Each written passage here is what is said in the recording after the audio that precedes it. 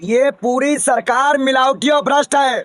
जो राम के सगे नहीं है वो देश के सगे क्या होंगे। भगवान राम के छतों से पानी चू रहा है, भगवान के आंसू गिर रहे हैं। ये राम परिवार है। हम इनकी कसम खाते हैं,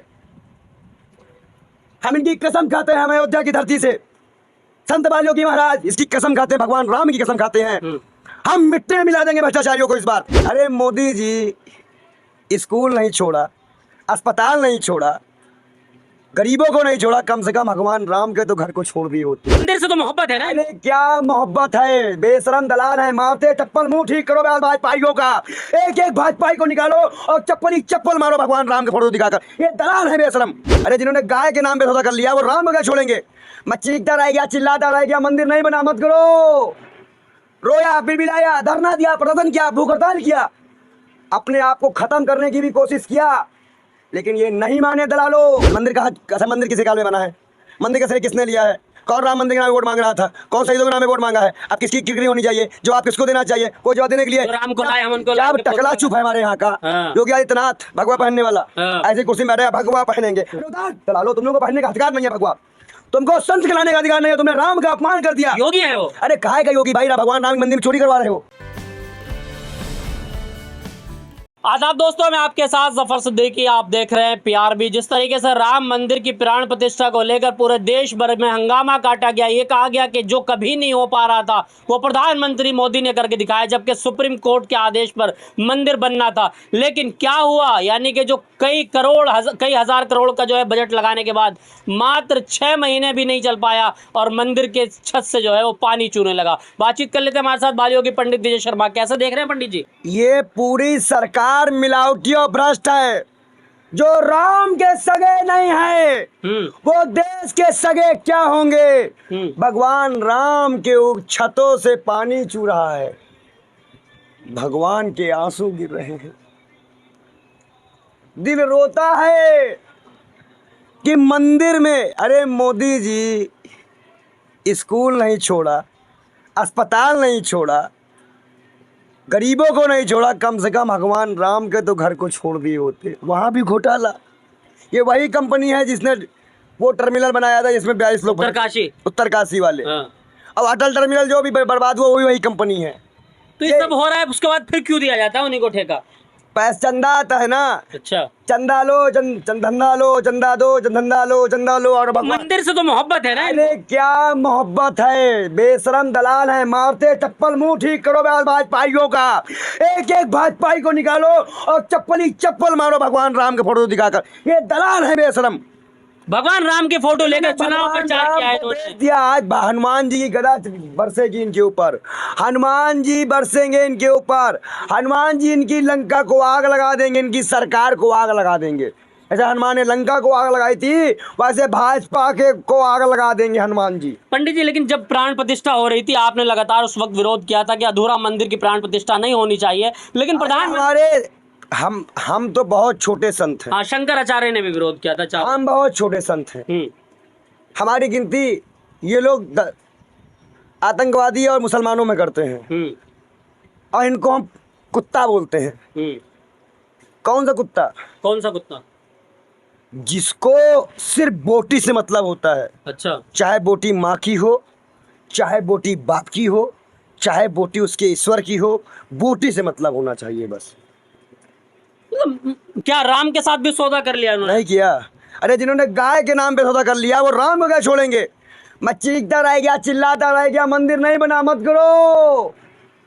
रोया, बिलबिलाया, धरना दिया, प्रदर्शन किया, भूख हड़ताल किया, अपने आप को खत्म करने की भी कोशिश किया, लेकिन ये नहीं माने दलालों। आज अन्य भक्तों की दीदी कहाँ है? कंगना राउत, वो क्यों नहीं गई हैं? थप्पड़ पड़ा है ना। ये बेशरम लोग हैं। भगवान राम, मैं आपको आज एक कथा बताता हूँ कि भगवान राम थे कौन। रावण ने 2 मंत्री भेजे जी, एक का नाम सुक्ता, एक का नाम कुछ और। वो गए, कहीं जाओ देख क्या हो कि राम के शिविर में कौन कितना बहादुर है, कौन कितना ताकतवर है, कौन किसके पास कितनी शक्ति है। वो लोग आए, राम से मिले, पूरा शिविर देखा, पकड़ गए। जब उनको राम के पास लाया गया, महाराज सुग्रीव राम के पास लेके आते हैं, तो भगवान राम क्या कहते हैं मालूम है? इनको कुछ मत करो। और दूध से पूछते हैं कि ये बताओ तुमने सब कुछ देख लिया, कुछ और जानना है? तो चकित हो गए कि भगवताओ इसको, इनको तो हमें प्राण मृत्युदंड देना चाहिए। और फिर भी ये भाई, आप किसी घर में मुखबिरी करने जाओगे, जी। जानकारी बटोरने जाओगे, जासूसी करने गए हो, और उसके बाद वो आपको छोड़ देगा। तो ये थे भगवान राम। तो उन्होंने कहा अपने राजा से ठीक ठीक बल का हाल बताना, क्योंकि बल से युद्ध नहीं जीता जाता, युद्ध हमेशा मन की शक्ति और सत्य से जीता जाता है। हम सत्य के साथ थे। अब आज देखो भगवान राम ने दिखा दिया कि मेरे मंदिर पे भी घोटाला है। मंदिर के मुख्य पुजारी का बयान है, मैंने लगाया स्टेटस में, मैं तकलीफ से भर गया, मैं कुछ भी नहीं कह पा रहा हूँ। आज मैं मुसलमानों को क्या मुंह दिखाऊं, किस मुंह से मुसलमानों को मुंह दिखाऊं? क्या वो बोलेंगे कि क्या तुम्हारे यहाँ भगवान मंदिरों में भी चोरी करवाते हैं? क्या भगवान राम मोदी को इसलिए जीता है कि वो चोरी करे? क्या उन बहन बेटियों को हम क्या जवाब दें जिन्होंने अपने गहने तक मंदिर के लिए दान किए, पंडित दान जी? किए, जिन्होंने इतने वर्षों तक केस लड़ा, अब मंदिर भी वहां नहीं बनाया आपने। और ये एक बड़ी बात ये बताया, जो पुजारी ने, जो वहाँ के जो पुजारी है, मुख्य पुजारी, उन्होंने ये कहा है कि जहाँ पर भगवान राम विराजमान है ठीक उसके ऊपर छेद हुआ है मंदिर में। तो वह छेद किया गया है क्या? फिर अंधभक्त कर देंगे तो किया गया है, तो साजिश है, साजिश बन गया तो कौन कैसे हो गया? और जितने अंधभक्त वहाँ हिंदू बेचारे दुकानदारों का बाइकआउट करवा रहे हैं, वो ये सब काम क्यों नहीं करवाते? गू खाए हैं क्या? गोबर खा लिए हैं? ये दलाल बेशरम अंधभक्त लोग, ये किस कैसी भक्त है ये लोग? अब लोग सोशल मीडिया पर पंडित जी ये लिख रहे हैं कि अभी पेपर लीक हुआ, मंदिर लीक हो रहा है, क्या क्या लीक होना बाकी है? अच्छा ये बताओ, बार बार पेपर बदल दो, पेपर बदल दो, हम कह रहे हैं भाजपा को ही बदल दो, सरकार ही बदलो। कह रहे पेपर लीक, मंदिर लीक, सब कुछ लीक कैसे हो रहा है? हम आंध्र प्रदेश और बिहार का 2 महीने का दौरा करेंगे। अच्छा। और टीडीपी की नीतीश चंद्रबाबू नायडू और नीतीश कुमार के खिलाफ घूम घूम के जनता से समर्थन मांगेंगे कि आप हमारे साथ इतनी संख्या में चलो कि नीतीश कुमार को समर्थन तोड़ना पड़ जाए। अच्छा। राम के साथ जो अन्याय हुआ है, 25 लाख साधु संत कल हम जनता मंतर पे इकट्ठा करवाएंगे। अच्छा। इस मुद्दे को संसद में गुजारेंगे कि राम मंदिर चूने लगा। कल से परसों देखिए, मैंने पेड़ की बात आपसे कही थी, पेड़ का मामला जंतर मंतर में चालू है। अब इस मंदिर का मामला 2 दिन में आप ही के चैनल को सुनेंगे और उठा के इसको संसद में चिल्लाएंगे, संसद में मंदिर चूने लगा। पंडित जी, 2000 करोड़ रुपए का जो बजट बताया गया कि मंदिर में लगा, 2000 करोड़ रुपए जहां लगा हो वो 200 दिन नहीं चल पाया। क्या ये मन में घोटाला? 15,000 करोड़ का टर्मिनल नहीं चल पाया, यूपी में का नहीं चल पाया, बिहार में पुल नहीं चल पाया, क्या चल पाएगा? ये भ्रष्टाचार सरकार में क्या चल पाएगा? ये सारे भ्रष्टाचार लिप्त है, तभी तो सूट बूट की सरकार है, पैसे की सरकार है, एक्शन की सरकार है। अब चलाओ राम मंदिर है बुलडोजर, अब बनवाओ ना मंदिर, फिर से बनवाओ मंदिर, मंदिर फिर से बनेगा। मतलब देश में अब ये मंदिर बनाना टूटना यही सब लगा रहेगा। आप क्या कर सकते हैं? पूरा मंदिर फिर से सब उस हटवाया जाए। एक सुप्रीम कोर्ट के, हम सुप्रीम कोर्ट जाएंगे इस मसले को लेकर, सुप्रीम कोर्ट में पक्ष रखेंगे, सुप्रीम कोर्ट की निगरानी में एक कमेटी दी जाए, पूरे मंदिर का रिनोवेशन कराया जाए, रिनोवेशन कराने के बाद मंदिर की दोबारा प्राण प्रतिष्ठा कराई जाए। अच्छा। प्रधानमंत्री ने 22 जनवरी को किया है। कौन है ये? प्रधानमंत्री नरेंद्र मोदी। ये कौन? 3.0 के प्रधानमंत्री, 3.3 बार। अच्छा। 3.3 तो उन्होंने प्राण प्रतिष्ठा की। बेहतर शंकराचार्य करेंगे। अच्छा। हमें साधु संत बैठेंगे, संतों की पूजा होगी। जैसे गंगा स्नान में पहला स्नान साधु संतों का शाही स्नान होता है, वैसे पहले प्राण प्रतिष्ठा साधु संत करेंगे। उसके बाद उसको सार्वजनिक खोला जाएगा। सबसे पहले वहाँ पे पानी निकासी की व्यवस्था की जाए। वहाँ पे पानी निकासी की व्यवस्था नहीं है, दीवार गिर गई। जितने भी अमीरों ने वहाँ जमीन खरीदी है, हम इंडिया अलायंस सरकार आने के बाद ये घोषणा करते हैं कि सबकी जमीन छीन कर, जितने भी अंबानी अडानी ने पैसा दिया हो सबको सरकार दे दे किसी और को, जिनकी दे दो भाई। तुमने खरीदी, उन्होंने खरीद ली ना, उनको क्या कमी है पैसे की? तो जैसे मोदी जी ने कहा था ना कि जिसके खाते में जितना पैसा होगा वो होगा, तो जिसकी जहाँ जमीन होगी वही होगी। मैं दावा करता हूँ इंडिया सरकार बनने के बाद मैं अयोध्या वालों के लिए बिल लेके जाऊंगा संसद में। अच्छा पंडित जी, जिस तरीके से चुनाव लड़ सकता हूँ सर, जानकारी आपको बता दूं, मैं चुनाव लड़ सकता हूँ।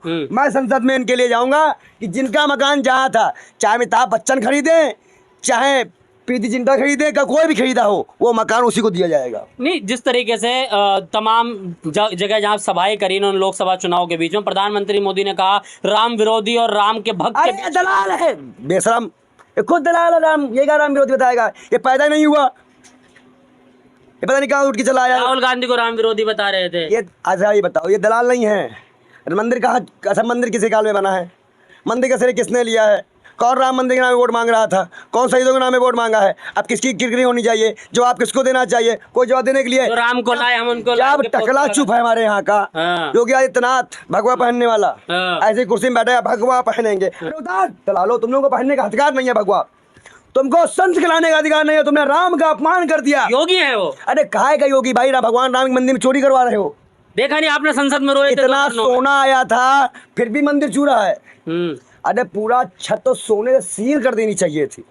अब पानी की निकासी नहीं है वहां पे मंदिर में। जब पानी की निकासी आप नहीं करवाओगे तो ऑटोमेटिक पानी में, जब छत, देखो पानी एक ऐसी चीज है जिसको कोई भी इंडिपेंडेंट डिल्टिंग पेंटिंग रोक नहीं पाएगी। पंडित जी वहाँ पर जो एक राम पथ बनाया गया था, यानी कि मंदिर में आने का जो रास्ता, 100 करोड़ रुपए, वो भी ध्वस्त हो गया।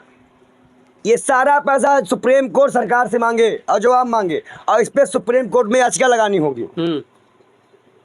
अब इसके लिए भी हमें भाई फिर कर्जा और ऐसे दान फान मांगना पड़ेगा, और राम मंदिर को लेकर हम सुप्रीम कोर्ट जाएंगे, अपने वकील से बात करेंगे और इस मुद्दे को लेकर उस कंपनी पे केस करेंगे जिसने राम मंदिर बनाया है। प्रधानमंत्री मोदी ने और जो नेता शामिल होंगे हाँ।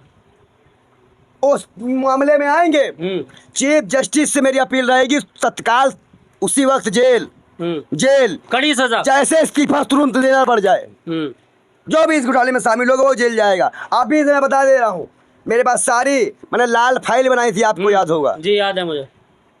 अब तुम्हारी खैर नहीं।